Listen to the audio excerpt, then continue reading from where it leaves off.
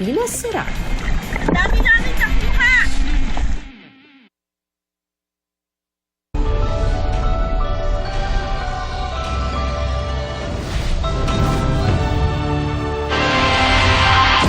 Ang pinakamainit na balita ngayong Sabado.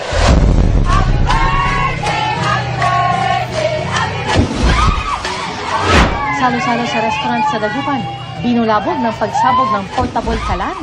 11 estudyante napuruhan. NBI relax lang kayo. Dalawang Vietnamese na nagpapanggap umanong doktor, arestado sa illegal na aesthetic clinic sa Makati City. Sa Albay, peking dentista na nagkakabit ng braces sa loob ng kanyang bahay, arestado. Mega oil price hike dahil sa gera sa Middle East, magdadalawang linggo na. Diesel, posibleng magtaas presyo ng lagpas 20 piso. Sa Negros Oriental, sako-sakong bigas at mga tangke ng LPG nagkalat dahil sa pagtagilid ng truck.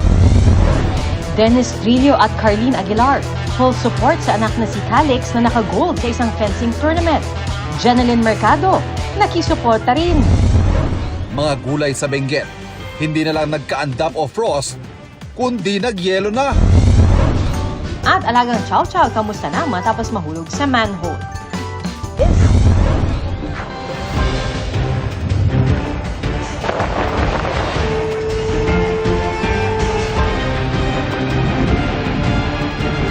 Nakatuto kami.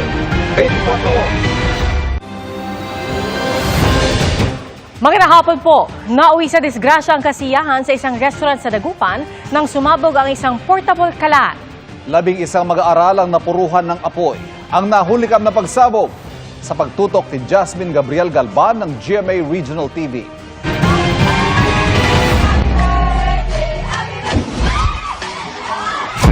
Sa video na ito na kumakalat